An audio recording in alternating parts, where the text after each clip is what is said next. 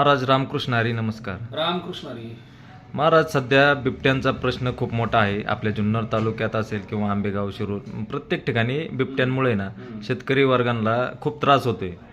शेतकरी आज इतका भयभीत झाला आहे की जे आपल्या शेतातली कामं सुद्धा करू शकत नाही. आज त्यांच्यावर उपासमारीची वेळ आलेली आहे. तर महाराज, तुम्ही पण एक शेतकरी आहे, तुमची काय भावना असेल बिबट्याविरोधात? काय आलं माहिती का की बिबट्याचा हा जो प्रश्न आहे ना अत्यंत ज्वलंत आणि अत्यंत भयानक असा प्रश्न झालेला आहे.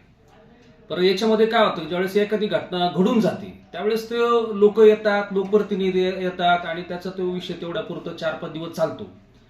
परंतु जोपर्यंत एखादी घटना होत नाही तोपर्यंतचा आणि बाकीच्या इतर वेळेस आहे ना की कोणाला त्याचं काही घेणं नाही, कोणाला काही त्याचं देणं नाही.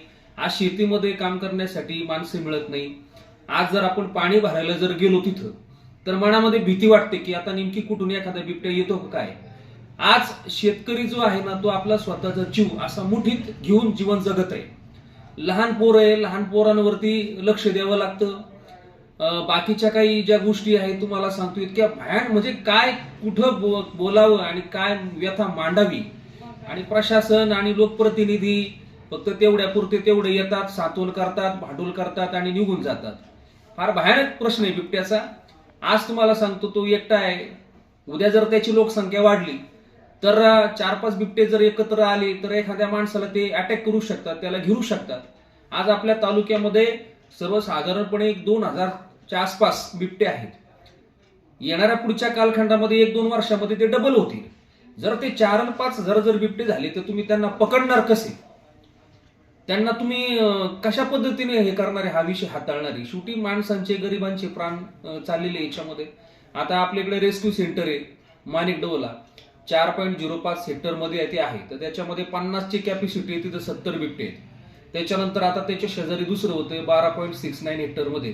तर दोन्ही मिळून जर आपण पाहिलं तर 250 ते 300 बिबटे तिथं राहणार आहे. एकट्या जुन्नर तालुक्यामध्ये 2000 बिबटे आहेत. आता याचं आत्ता नियोजन करणं गरजेचं आहे. तुम्ही जर पुढच्या वर्षी त्याचं नियोजन करायला गेलं ना ते शक्य होणार नाही.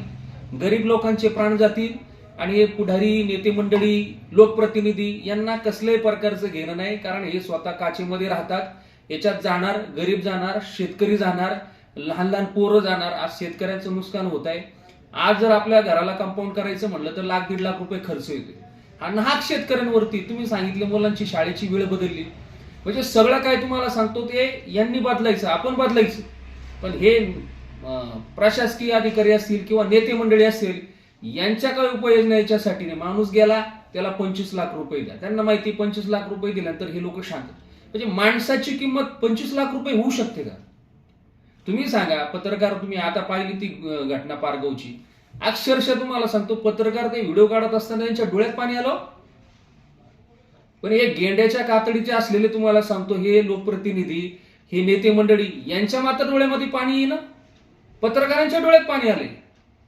लाज वाटली पाहिजे, शरम वाटली पाहिजे की आपण नेमकी करतोय काय. त्यांना काही त्रास नाही झाला पाहिजे असं प्रशासनाचं मत आहे का काय? महाराज, मग याच्यावरती काय उपाययोजना काय केली पाहिजे प्रशासनाने? तुमची काय भावना? याच्यामध्ये उपाययोजना काय की तुम्ही पहिली गोष्ट म्हणजे ते बिबट्यांचं बंदोबस्त करा. जनतेने एक झालं पाहिजे. जनतेने ह्या सगळ्या गोष्टींचा उद्रेक केला पाहिजे. हे कोण कोणाचे नाही तुम्हाला सांगतो, हे आपण एकत्र आलं पाहिजे. जनतेने उठाव केला पाहिजे. शेतकऱ्यांचं आज तुम्हाला सांगतो हे जर गोष्टी आज झाल्या नाही ना, हे लोकप्रतिनिधी कोणाचे नाही तुम्हाला सांगतो. यांना काय घेणं देणं नाही. येणार, सांत्वन करणार, त्याचं भांडवल करणार राजकीय आणि निघून जाणार, स्वतःची पोळी भाजणार. याच्या पलीकडे हे काही यांना हा विषय सोडवायचा नाही. हे भांडवल ठेवायचंय. जनतेने एकत्र आलं पाहिजे. लहान लहान पोरं चाललेत, माणसं चाललेत. आज तुम्हाला सांगतो शेतकऱ्याचं किती नुकसान होते आणि म्हणून जनतेने एकत्र येणं गरजेचं आहे. धन्यवाद महाराज. धन्यवाद.